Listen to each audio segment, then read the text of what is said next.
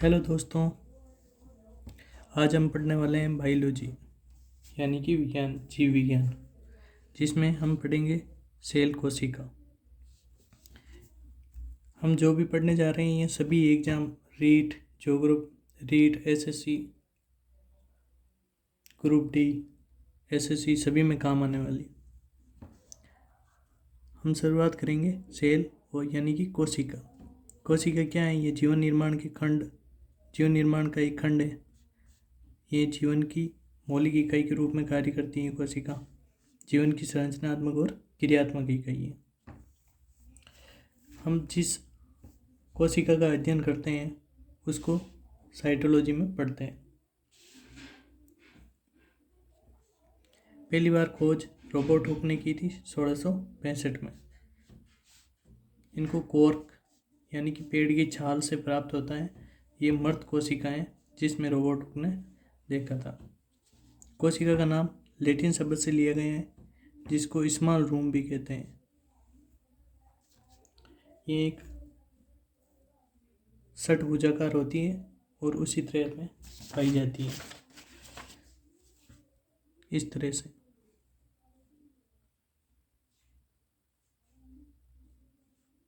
ऐसे मतलब बहुत सारी झिल्ली होती है चारों तरफ ऐसे। सिंगल वर्ड को हम सेल बोलते हैं। कोशिका की खोज कुछ अन्य खोजें हैं जिनमें से एक है लिवेनहॉक 1674 में। इसने पानी में जीवित कोशिका की खोज की थी। रॉबर्ट ब्राउन 1831 में कोशिका के अंदर केंद्र यानी न्यूक्लियस की खोज की थी। पुरकिंजे 1839 में इन्होंने प्रोटोप्लाज्म नामक कोशिका की खोज की थी। कोशिका में प्रोटोप्लाज्म तत्व की खोज की थी। कोशिका का सिद्धांत। सभी पौधे और जानवर कोशिका से बने होते हैं। कुछ भी जो भी सजीव रहते हैं वो सब कोशिका के द्वारा ही बने होते हैं।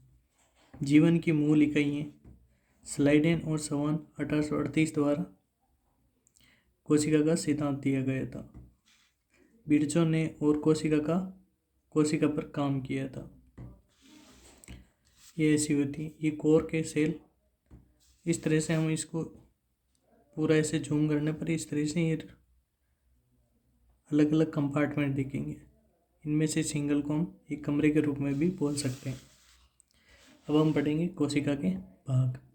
कोशिका का पहला भाग है कोशिका झिल्ली यानी कि प्लाज्मा झिल्ली। प्लाज्मा झिल्ली की अनेक विशेषताएं होती हैं जिनमें से ये पतली और एक लचीली टाइप की होती हैं या फिर लच्छेदार रूप में होती हैं। इसको जीवित कोशिका या भी लिविंग कोशिका भी कहते हैं। सबसे बाहरी आवरण होता है बॉडीगार्ड के रूप में ये काम करती है प्लाज्मा यानी कोशिका झिल्ली। सेल की सामग्री को धारण करता है, एक निश्चित आकार प्रदान करता है। कोशिका को एक निश्चित आकार के रूप में प्रदान करता है। यह कुछ पदार्थों के संचालन को सुगम बनाता है क्योंकि ये चयनात्मक रूप से पारगम्य झिल्ली है। ये सेलेक्टिव चीज़ों को ही कोशिका के अंदर आने देती है। कार्बन अणु प्रोटीन प्लस लिपिड से बनी होती हैं। कार्बनिक अणु कोशिका झिल्ली प्रोटीन प्लस लिपिड से बनी होती हैं। लचीलापन कोशिका को अंदर लेने में सक्षम बनाता है। इनगल्प यानी कि बाहरी वातावरण से भोजन अन्य सामग्री। जो भी कोशिका झिल्ली का कार्य होता है कि कोई भी जो बाहरी वातावरण से भोजन या सामग्री को अपने अंदर लेने। कोशिका में झिल्ली में परिवहन। कोशिका झिल्ली में परिवहन हम किस तरह से इसके अंदर आदान प्रदान होता है उसके बारे में पढ़ेंगे। विसरण, इसको इंग्लिश में डिफ्यूजन भी कहते हैं। उच्च सांद्रता वाले क्षेत्र से निम्न सांद्रता वाले क्षेत्र की ओर अणुओं की एक सहज गति। इसमें से जो उच्च सांद्रता के अणु होते हैं वो निम्न सांद्रता वाले क्षेत्र में अणुओं को गति प्रदान करती है। इसे विसरण कहते हैं। रेट ऑफ डिफ्यूजन, सबसे ज़्यादा सांद्रता होती है गैस में, उसके बाद में द्रव में, उसके बाद में ठोस में। छोटे आकारों को पदार्थ द्वारा, उदाहरण जैसे आयन अणु CO2, ऑक्सीजन।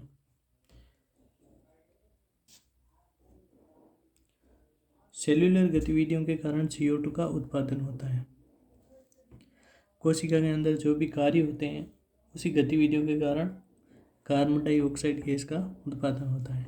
कोशिका के अंदर CO2 की सांद्रता बाहरी वातावरण में, जो कि बाहरी वातावरण में CO2 की सांद्रता होती है वो अधिक कम होती है कोशिका के अंदर CO2 की सांद्रता से। इसलिए कोशिका उच्च सांद्रता से निम्न सांद्रता की ओर आदान प्रदान का कार्य करती है कोशिका। तो कोशिका के अंदर CO2 की सांद्रता बाहरी सांद्रता से कम होगी तो ऑटोमेटिकली वो बाहर निकल जाएगी। CO2 विसरण के माध्यम से कोशिका से बाहर निकलती है। कोशिका झिल्ली में परिवहन का ये दूसरा टाइप है जिसे प्रसारण भी कहते हैं। इसे ऑस्मोसिस बोलते हैं। यह उच्च से निम्न की ओर कार्य करती हैं अर्धपारगम्य झिल्ली द्वारा। सॉल्यूशन, सोल्यूट प्लस सोलवेंट, विलयन, विलेय और विलायक। सोल्यूट यानी छोटा जिसे विलेय बोलते हैं, सोलवेंट बड़ा है तो विलायक, और सॉल्यूशन विलयन। विलयन विलेय और विलायक से बना होता है। इसमें हाइपरटोनिक, हाइपोटोनिक और आइसोटोनिक यानी कि अल्पपराशरी, अतिपराशरी और समपराशरी। जब सोल्यूट, सोलवेंट मतलब विलायक, और विलेय अगर कम सांद्रता वाला हो और विलेय ज़्यादा सांद्रता वाला होगा तो ये कोशिका झिल्ली सिकुड़ जाएगी। और अगर सोल्यूट यानी कि विलेय कम सांद्रता वाला होगा बजाय विलायक के तो वो ऑटोमेटिक फूल जाती है। और समपराशरी, सोल्यूट और सोलवेंट यानी विलेय और विलायक दोनों अगर बराबर होंगे तो वो है जैसी की जैसी रहेगी। जल का उच्च सांद्रता से निम्न सांद्रता की ओर संचलन। कोशिका प्रसारण के माध्यम से पानी को अवशोषण करती है। जल का उच्च सांद्रता से निम्न सांद्रता की ओर संचलन। जो कि बाह्य जल होता है उसकी सांद्रता उच्च होती है, निम्न सांद्रता ज़्यादा निम्न सांद्रता की कमी होती है, जिससे कि जल उस सांद्रता से निम्न सांद्रता की ओर जाता है। इसी के माध्यम से कोशिका प्रसारण माध्यम से पानी को अवशोषित करती है। किसी ऊर्जा की आवश्यकता नहीं है, प्रक्रिया संतुलन अवस्था तक चलती रहती है। इसमें किसी ऊर्जा की जरूरत नहीं होती है, ऑटोमेटिक ही अपने आप सांद्रता के नियम से आदान प्रदान करती है। कोशिका भित्ति केवल पादप कोशिका में मौजूद होती हैं। कोशिका भित्ति केवल पादप कोशिका में मौजूद होती हैं, जंतु कोशिका में नहीं पाई जाती हैं। ये अजीवित होती हैं, स्वतंत्र रूप से पारगम्य होती हैं, कोशिका का आकार निर्धारित करती हैं, सेल्यूलोज से बनी होती हैं, कोशिका को शक्ति प्रदान करती हैं, मलिनता प्रदान करती हैं। बैक्टीरिया में ग्लाइको कैलिक्स और फंगस में काइटिन नाम की कोशिका भित्ति होती है।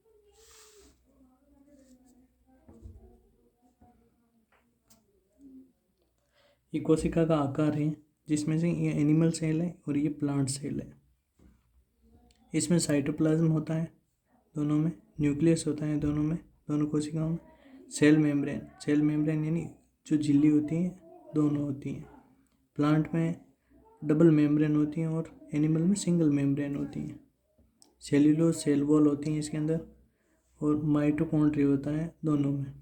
ये छोटे छोटे हों जो कि माइटोकॉन्ड्रिया, ऊर्जा का शक्तिगृह भी कहते हैं, और इसको बोलते हैं क्लोरोप्लास्ट, जो कि प्लांट में होता है, ओनली प्लांट सेल में। मैं आपके लिए थोड़ा जूम कर देता हूँ, आप स्क्रीनशॉट ले सकते हैं।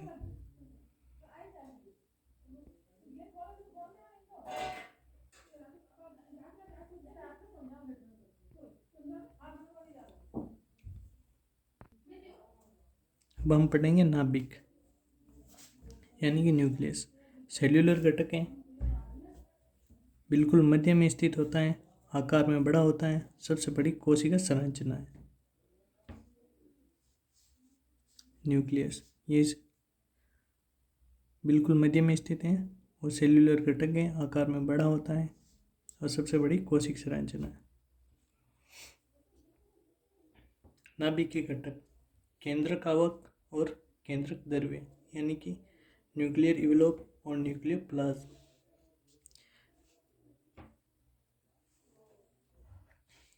केंद्रक आवरक 2 परमाणु झिल्लियों से बना होता है। केंद्रक को कवर करता है। केंद्रक और साइटोप्लाज्म को अलग करता है।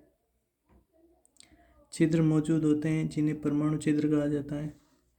न्यूक्लियोप्लाज्म और साइटोप्लाज्म के बीच सामग्री के स्थानांतरण की अनुमति देता है। ये केंद्रक आवरक हैं। नाभि के 2 घटक होते हैं, केंद्रक आवरक और केंद्रद्रव्य। केंद्रक आवरक 2 परमाणु झिल्लियों से बना होता है। केंद्रक को कवर करता है। केंद्रक साइटोप्लाज्म को अलग करता है। छिद्र मौजूद होते हैं जिन्हें परमाणु छिद्र कहते हैं।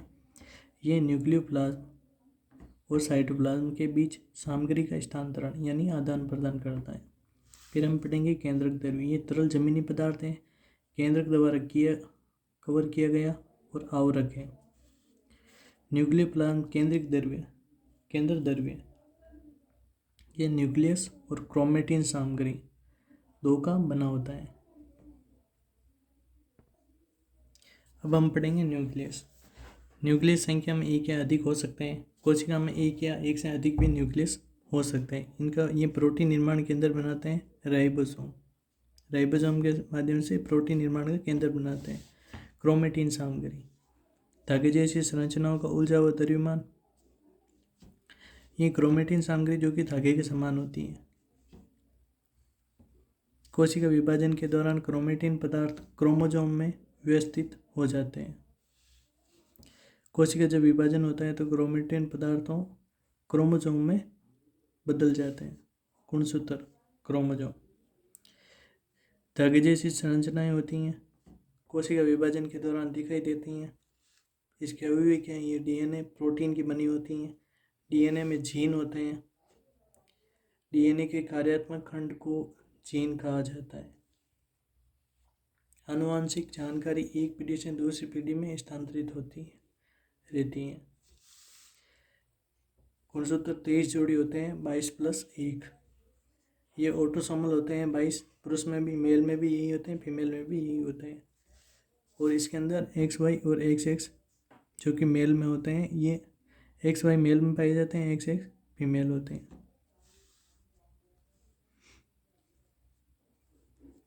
आनुवंशिक जानकारी एक पीढ़ी से दूसरी पीढ़ी में स्थानांतरित होती रहती है। डीएनए, ये डीएनए इसकी खोज फ्रेडरिक मिश्र ने की थी। ये द्विकुंडलीय संरचना है। इसे वाटसन एवं क्रिक ने इसका पूरा सिद्धांत दिया था 1953 में। फिर हम पढ़ेंगे कोशिका द्रव्य। इसको बोलते हैं साइटोप्लाज्म। ये प्लाज्मा झिल्ली और परमाणु आवरण के बीच का भाग है। ये प्लाज्मा झिल्ली है और इसके बीच का भाग परमाणु आवरण के बीच का भाग है। साइटोसोल, साइटोप्लाज्म का जलीय जमीनी पदार्थ, उसे साइटोसोल बोलते हैं। साइटोप्लाज्म में एक द्रव्य पाया जाता है जिसे साइटोसोल कहते हैं। कोशिकांग कोशिका द्रव्य में मौजूद होते हैं। जो कोशिकांग कोशिका के अंग होते हैं वो कोशिका द्रव्य में मौजूद होते हैं। कोशिका के प्रकार। अब हम पढ़ने वाले हैं कोशिका के प्रकार। ये 2 प्रकार की होती हैं, प्रोकैरियोटिक सेल और यूकैरियोटिक सेल। प्रोकैरियोटिक और यूकैरियोटिक। प्रोकैरियोटिक आकार में 1 से 10 माइक्रोमीटर तक होती हैं। ये 5 से 10 mm तक होती हैं। केंद्रक अनुपस्थित होता है प्रोकैरियोटिक में और ये केंद्रक उपस्थित होता है यूकैरियोटिक में। न्यूक्लियस अनुपस्थित होता है, न्यूक्लियस उपस्थित होता है। सेल ऑर्गन्स अनुपस्थित होते हैं, सेल ऑर्गन्स इसमें उपस्थित होते हैं। इसमें क्रोमोसोम एकल होता है, क्रोमोसोम 1 से अधिक होते हैं।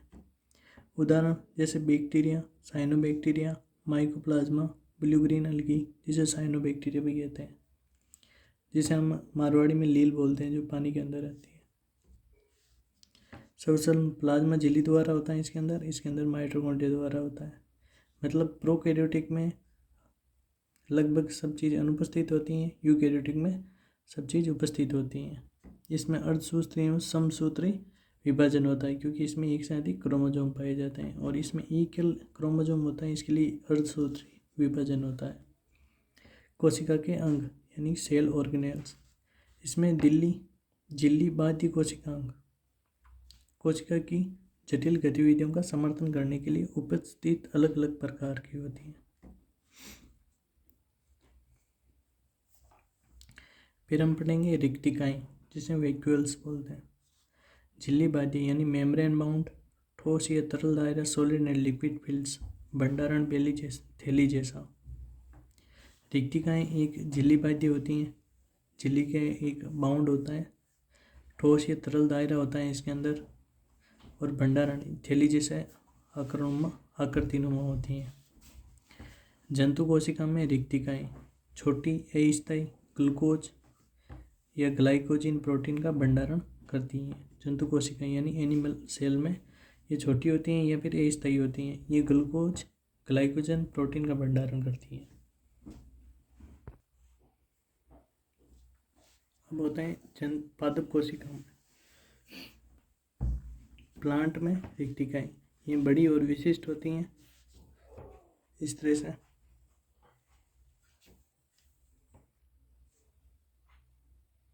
स्थायी होती हैं, सेल शेप का स्टोर करती हैं। पादप कोशिकाएं रिक्तिकाएं स्फीति यानी कि ट्यूरिजिटी यानी स्फीति और कठोरता यानी रिजिडिटी प्रदान करती हैं। कुछ पौधों की केंद्रीय रिक्तिकाएं कोशिका आयतन के 50 से 90% तक हो सकती हैं। इसमें कुछ पौधों की केंद्रीय रिक्तिकाएं कोशिका के आयतन के 50 से 90% तक हो सकती हैं। कुछ पौधों की, सभी की नहीं। और एंडोप्लाज्मिक रेक्टिकुलम ER ये दो टाइप की होती हैं। एक होती हैं SER, एक होती हैं RER। RER मतलब रफ और S मतलब स्मूथ एंडोप्लाज्मिक रेक्टिकुलम। ये इस तरह से होती हैं, पूरी एकदम लहरदार। झिल्ली से बंधा अंगक होता है। इसमें झिल्ली से बंधा अंग होता है। ट्यूबों और सीटों का बड़ा नेटवर्क होता है। 3 रूपों में घटित होती हैं। ये लंबी नलिकाएं और आयताकार बेग वेस के लिए बोलते हैं, और एक सिस्टेन यानी बंदरों से भरी थैली होती है। एक तरफ प्लाज्मा झिल्ली होती है, दूसरी तरफ बाहरी परमाणु झिल्ली होती है। 3 रूपों में घटित होती है, लंबी, आयताकार और बंदरों से भरी थैली के रूप में, जिसे सिस्टेन बोलते हैं। जो रफ होती हैं वो प्रोटीन की बनी होती हैं, जिसे राइबोसोम बोलते हैं, और SER जो कि वसा और लिपिड की बनी होती हैं। अब रफ एंडोप्लाज्मिक रेक्टिकुलम, ये सतह पर राइबोसोम उपस्थित होता है। राइबोसोम प्रोटीन संश्लेषण स्थित है, इसलिए रफ खुरदुरा दिखाई देता है। इसमें रफ वाली ये है और स्मूथ वाली ये वाली इस साइड में। ये खुरदुरी टाइप दिखाई देती है इसे प्रोटीन के कारण।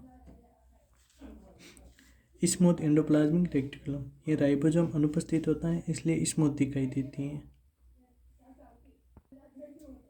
ये वसा और लिपिड का संश्लेषण करती हैं। फंक्शन, इसके कार्य क्या है? RER प्रोटीन संश्लेषण का कार्य करती हैं, और SER वसा अणुओं का निर्माण करती है, इसलिए चिकनी थैली होती हैं और ये रफ होती हैं, खुरदरी होती है। ER झिल्ली जैव जनन यानी बायोजेनेसिस को दर्शाती है। ER साइटोप्लाज्म एवं नाभिक के बीच सामग्री मटेरियल्स के परिवहन के लिए चैनल का कार्य करता है। ये साइटोप्लाज्म एवं नाभिक के बीच में भोजन या अन्य सामग्री का आदान प्रदान कार्य करती है। और साइटोप्लाज्मिक ढांचा ये जैव रासायनिक गतिविधियों के लिए होता है। जहर और ड्रग विष मुक्त कार्य करती है। ये जहर और ड्रग से विष मुक्त यानी डेटॉक्सिफाई का कार्य करता है। सेल ऑर्गेनल यानी गोल्जी अपैरेटस, खोज कैमिलो गोल्जी ने की थी। सिस्टेन एक दूसरे के समांतर होते हैं इसके अंदर, और सिस्टेन को एक ढेर में व्यवस्थित होता है, जिसे सिस्टेन कहा जाता है। सिस्टेन यानी बंद, एक थैलेनुमा आकृति, थैलेनुमा टाइप होती है। प्रेजेंट और freely distributed submitted dictyosomes in plant cells, इसका प्रेजेंट फ्री होता है डिक्टोसम्स प्लांट में, प्लांट यानी पादप सेल में। इसके 2 फेसेज होते हैं, एक सिस फेस होता है जो कि केंद्र की ओर होता है, एक ट्रांस फेस होता है जो कि प्लाज्मा झिल्ली की ओर होता है। ये गोल्जी एपरेटस ऐसे इस तरफ में होता है और Golgi body in a cell, ये सेल में इस तरह की दिखाई देती है। गोल्जी काई के कार्य, ये स्टोर करती हैं, उत्पादों को मॉडिफाइड और पैकेजिंग करती हैं। साधारण शर्करा यानी सिंपल शुगर्स को गोल्जी काई में जटिल शर्करा यानी कॉम्प्लेक्स शुगर में कन्वर्ट करती हैं। लाइसोसोम के निर्माण में शामिल होती हैं। अब हम पढ़ेंगे लाइसोसोम।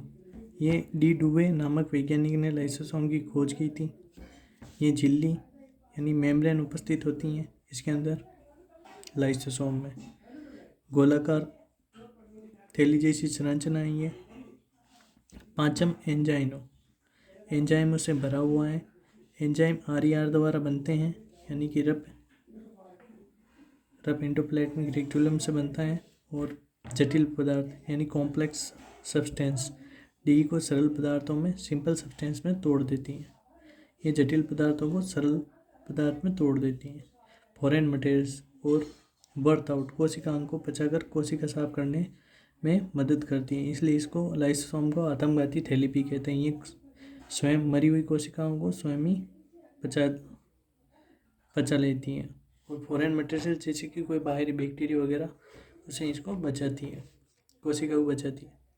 फॉरेन मटेरियल जैसे बैक्टीरिया, भोजन, वायरस इत्यादि, इसे आत्मघाती थैली भी कहा जाता है। जब कोशिका क्षतिग्रस्त हो जाती है तो लाइसोसोम टूट सकते हैं और एंजाइम खुद की कोशिका को डाइजेस्ट कर लेते हैं। अब हम पढ़ेंगे लवक यानी कि प्लास्टिड। ये केवल पादप कोशिकाओं में पाए जाते हैं। लवक खुद का DNA और राइबोसोम होता है। लवक ऐसी चीज़ होती है जैसे ये लवक है प्लास्टिड, इसके अंदर ये DNA नुमा संरचना होती है और खुद के ही राइबोसोम पाए जाते हैं जिससे ये प्रोटीन का निर्माण करते हैं। ये दो प्रकार के होते हैं, वर्णी लवक और अवर्णी लवक। प्लास्टिड हरित लवक, वर्णी लवक और अवर्णी लवक। क्लोरोप्लास्टिड यानी कि हरित लवक, ये क्लोरोफिल वर्णक पाया जाता है जो कि पत्तियों में होता है प्लांट्स। हरित लवक में पीले और नारंगी वर्णक भी पाए जाते हैं।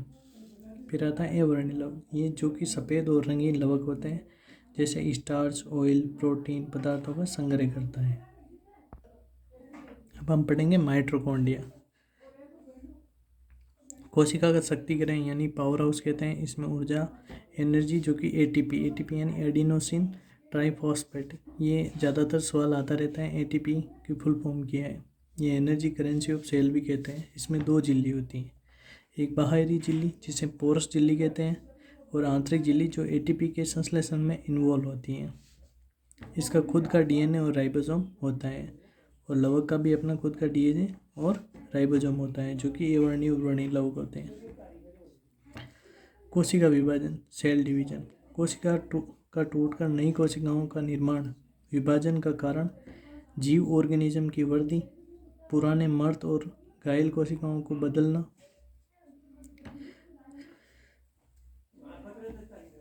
इसमें विभाजन के निम्न कारण हैं 3 जो कि इम्पोर्टेंट हैं। ये जीव यानी जिसमें ऑर्गेनिज्म की वृद्धि का कारण होता है, पुराने और मृत घायल कोशिकाओं को बदलता है। कोई भी पुरानी कोशिका होती है उसकी जगह दूसरी नई कोशिका आती है। युग्मक यानी गैमेट्स निर्माण के लिए ये 2 प्रकार के होते हैं, समसूत्री और अर्धसूत्री। प्लांट सेल हैं जो कि अर्धसूत्री होता है, एनिमल सेल है जो कि समसूत्री होता है, जिसे माइटोसिस और मियोसिस भी बोलते हैं। ये एक विभाजनकारी का कोशिका में सोमेटिक सेल में होता है और ये विभाजन जनन कोशिका यानी जर्म सेल्स में होता है। इसमें 2 संतति का निर्माण होता है, इसमें एक संतति का निर्माण होता है जिसे हैप्लॉइड कहते हैं। इसमें डॉटर सेल 2 होती हैं, इसमें एक ही होती हैं क्योंकि अर्धसूत्री एक का ही 2 होता है। 2 डॉटर सेल प्रोड्यूस करता है, ये डॉटर सेल प्रोड्यूस करता है, ये सिंगल डॉटर सेल प्रोड्यूस करता है। इसमें उपचार और विकास में शामिल होता है या आनुवंशिक विविधताओं में शामिल होता है। इसमें उपचार जैसे कहीं पे लग जाती है तो ये कोशिका अपने विभाजन द्वारा दूसरी कोशिका निर्माण करके उसको ठीक करती है। आनुवंशिक यानी जीन के रूप में कार्य करती है।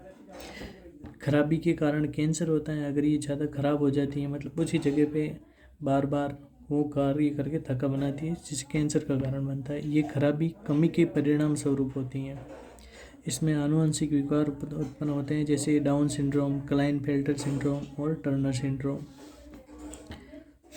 इसमें अगर बराबर से जीन ट्रांसफर नहीं होते हैं तो इसमें ये सिंड्रोम जैसी दिक्कत आते हैं। सामान्य कोशिकाओं में संख्या की वृद्धि होती है। अंडाणु और इसमें सामान्य कोशिकाओं में संख्या में वृद्धि होने लगती है, जिसके कारण ज़्यादा अगर वृद्धि होती है तो कैंसर जैसी बीमारी हो सकती है। और अंडाणु और शुक्राणु कोशिकाओं के निर्माण करता है। एंडोसाइटोसिस, यह सक्रिय परिवेद का प्रकार है। बाहरी वातावरण से कोशिका के अंदर कण यानी पार्टिकल का मूवमेंट करता है। यह दो प्रकार का होता है, एक होता है फागोसाइटिस और एक होता है पिनोसाइटोसिस।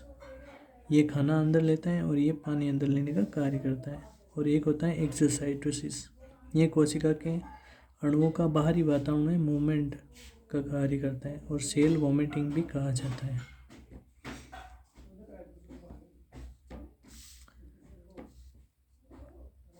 इस तरह हमने कोशिका का संपूर्ण चैप्टर कवर कर लिया है और अभी हम नेक्स्ट इसी में दूसरा लेके आएंगे। तब तक हमारे चैनल लाइक और सब्सक्राइब करें।